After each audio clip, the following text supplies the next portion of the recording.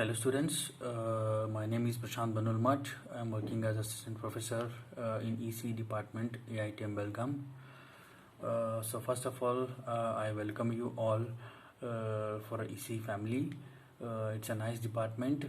All the faculties are cooperative. So for you, I am teaching the subject network theory. The subject code for this is 18 EC32. So first I will show the syllabus. Syllabus is, so the syllabus copy I have downloaded from VTU site. So as you know, so for your syllabus there are 5 modules, and the textbook for this subjects are Van Valkenburg Network Analysis, Network and Systems by Roy Choudhury. So both these textbooks they are available in the library. You can collect so once the college opens. Even I will try to find a soft copy of these textbooks.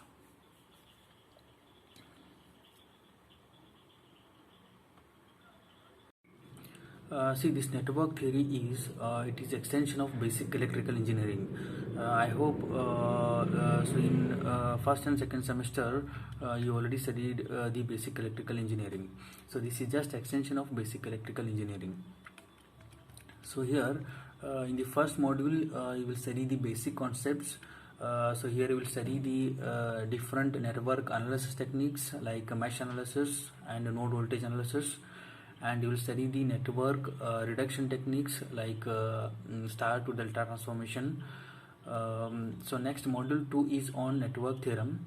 So here you will study the different network theorems, superposition theorem, Millman's theorem, Thevenin's theorem, and Norton's theorem, maximum power transfer theorem. And module 3 it is on transient behavior and initial conditions.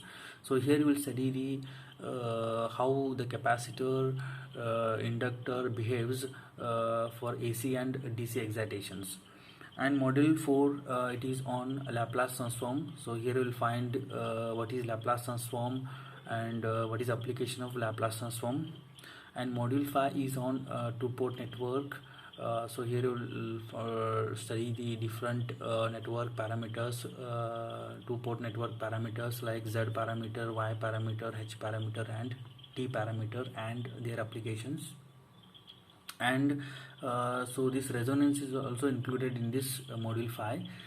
So here we will study the series resonance and parallel resonance, and what are the applications of series resonance and parallel resonance. So first I will start the module 1. So module 1 is on basic concepts. So I think in basic electrical engineering you already studied the so basic concepts, so like Ohm's laws, Kirchhoff's law. So I think all so those things you have studied in so basic electrical engineering. So actually here you have 2 extra things. I will start module 1. See, first I will start with the definition of electrical network.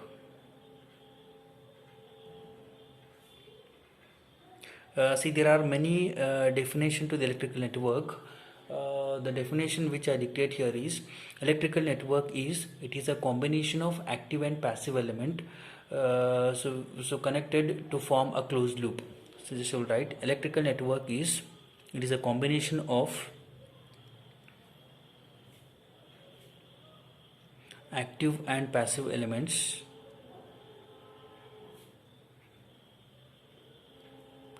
connected to form a closed loop.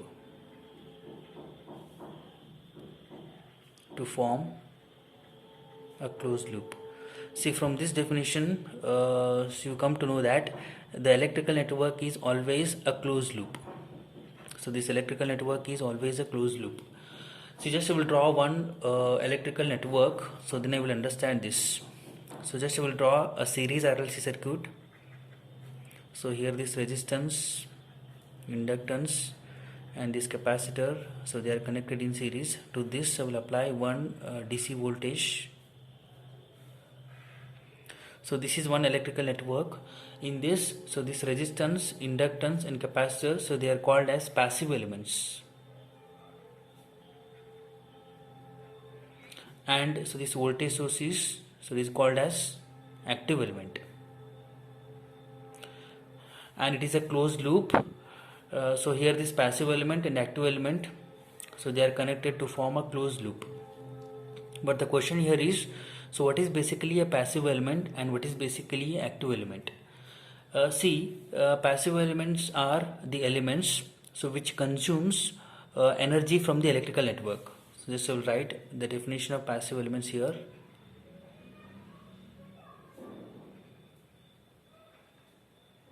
So passive elements are the elements which consumes so energy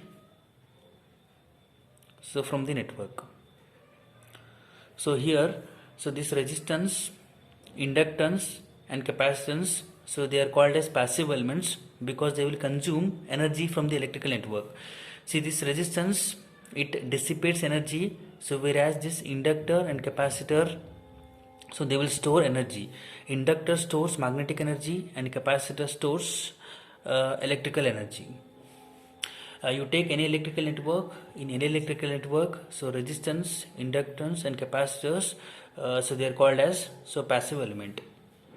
So similarly, so the definition for this active element is an element so which supplies energy to the network. So just I will write here, so active element is an element, so active element is an element which supplies energy to the electrical network. So which supply so energy so to electrical network. So here in this network, so this voltage source is, it is supplying energy to this electrical network, so that's why it is called as active element. So actually there are two active element you will find in the network. So one is voltage source and the other one is, so this will write, one is voltage source and the other one is current source.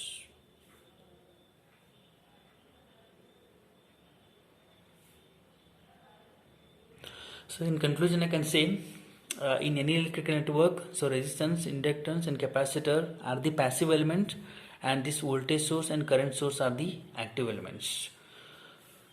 So just I will discuss so these passive elements in detail. So first I will discuss the so resistance. So the symbol for this resistance is so like this, and it is denoted by English letter R and it is measured in ohm. Resistance is it is a property of a material by virtue of which it opposes the flow of current. So just will write the definition. It is a property of a material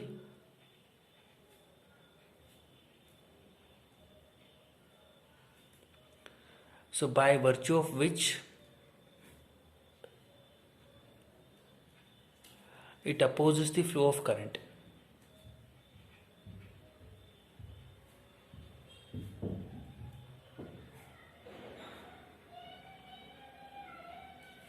See, resistance of any conductor, it is directly proportional to so length of the conductor L and it is inversely proportional to so cross sectional area A, and the constant of proportionality here is so resistivity rho. So this resistivity rho is, it is a specific to the conductor, so this rho here is so resistivity, and L is, so it is length of the conductor, and A is, so it is cross sectional so area. So resistance is it is measured in ohm. So next you have so important law with respect to this resistance. It is called as Ohm's law. So this Ohm's law you already studied in so high school physics, or in PUC you studied this, or in basic electrical engineering also you studied this. So this Ohm's law is proposed by Simon Ohm during 18th century. So what this Ohm's law says is, so current through any conductor is, so just will draw one conductor. So this will draw one conductor, or I will draw one resistance R. To this I will apply DC voltage V, and assume that the current in this conductor is I. See what this Ohm's law says is, so current through any conductor I, it is directly proportional to the applied voltage, so V. So here the constant of proportionality is 1 by R. So this will write this is equal to V by R. So this is I equal to, so V by R. So this R is, it is resistance of this conductor, or I will write, so V is equal to, so I into R. So this is called as Ohm's law.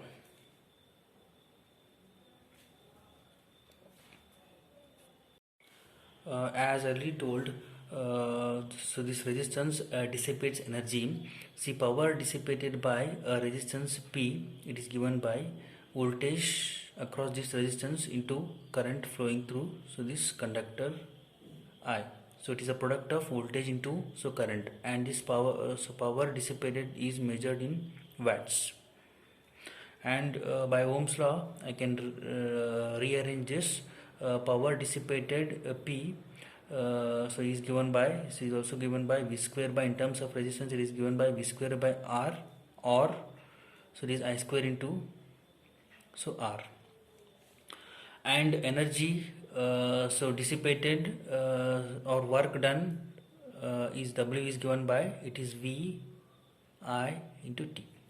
So it is measured, work done is measured in joules. So next you have very important concept, resistance line. So as you already know, so for a resistance, current and voltage they have a linear relationship.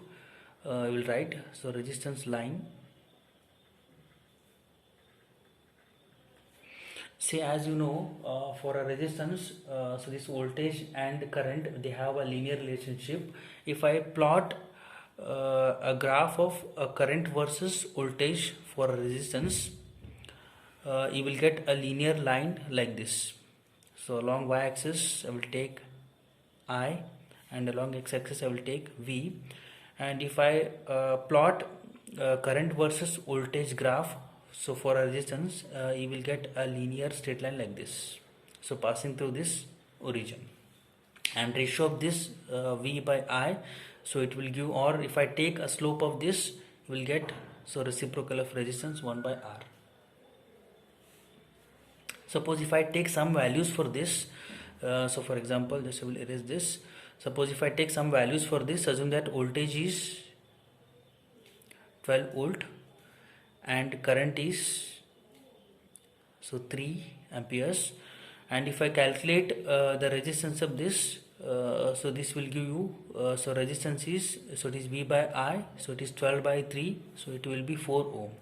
So I can say this line, it will represent a 4 ohm so resistance. So similarly, if I draw one more line here like this, so assume that at this point voltage is 12, and so assume that the current at this point is 2 amperes. And if I calculate, so resistance of this line, so we will get, so voltage is 12, current is 2, so resistance is 12 by 2 is, so it is 6 ohm. So similarly, if I draw one more line here, so like this, so assume that voltage at this point is, so same 12 volt, and current in this case is, so 4 amperes. See, for this line, so if I calculate, so resistance of this is, voltage is 12 and current is 4, so resistance is 12 by 4, so it is, so 3 ohm. See, from this, so graph, so what your understanding is, so if I move this line,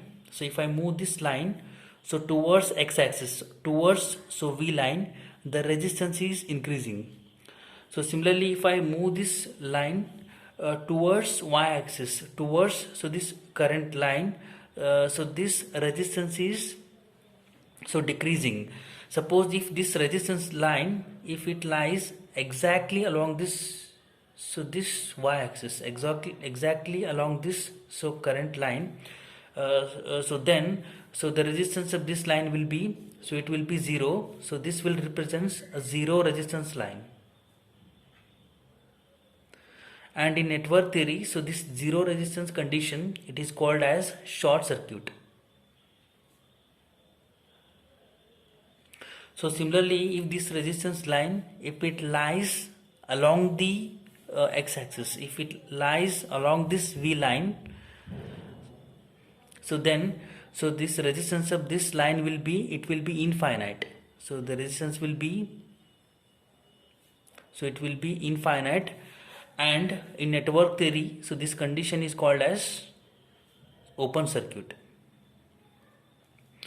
So in conclusion, so I can say, so this zero resistance condition is called as short circuit, and infinite resistance condition, it is called as open circuit.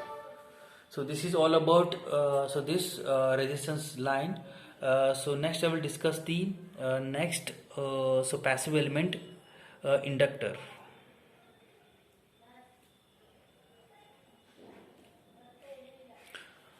So symbolically this inductor is denoted like this, and it is denoted by English letter L, and it is measured in Henry. See, inductor is, it is a property of a material by virtue of which it opposes any change in the current. So just to write the definition, inductor is, it is a property of a material, so by virtue of which it opposes any change in the current.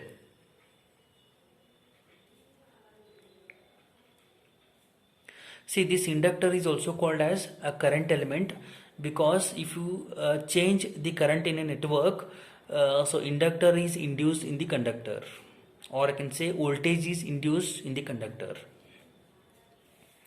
In any network, if I according to Faraday's laws, in any network, if I change the current, voltage is induced in the conductor, I will call it as VL. So this voltage induced is directly proportional to the rate of change of the current. So this I am writing it from Faraday's laws. So this is Faraday's laws you studied in second PUC, and the constant of proportionality here is inductance L. So this L is inductance of this given conductor, and it is measured in Henry. And inductance of any conductor L, it is given by flux linkages per unit current. So here this N into phi, so this product is called as flux linkages, where N here is number of turns in the coil. So number of turns in the coil, and this phi is flux linkages. And I is current. So as already told, inductor, it stores a magnetic energy. The energy stored in inductor, it is given by half Li square. So this energy is measured in joules. So this is a formula to calculate energy stored by the inductor. So next I will discuss the passive element. So next passive element is capacitor. See, basically a capacitor is the symbol for this capacitor is like this, and it is denoted by English letter C, and this capacitance is measured in farad. See, this capacitance is it is a property of a material by virtue of which it opposes any change in the voltage. So basically this capacitor is voltage element. So this capacitor is, it is a property of a material by virtue of which it opposes any change in the voltage. Just you write here. So property of a material, so by virtue of which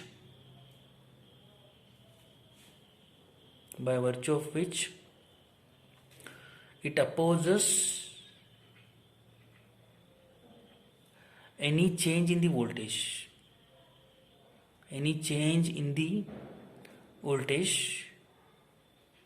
See, for any conductor or for any capacitor, if I change the voltage,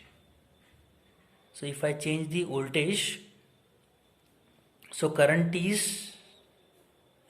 flows through this capacitor. The current generated, or current, or can say the dielectric current flows through this capacitor. The dielectric current is given by I, and the constant of proportionality here is so C.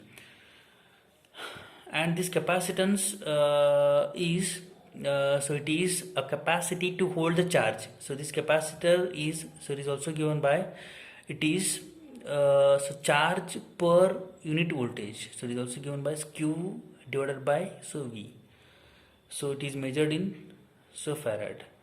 And as already told, so this capacitor stores electric energy. The energy stored in the capacitor is given by, so it is given by half CV square, and this is measured in so joules.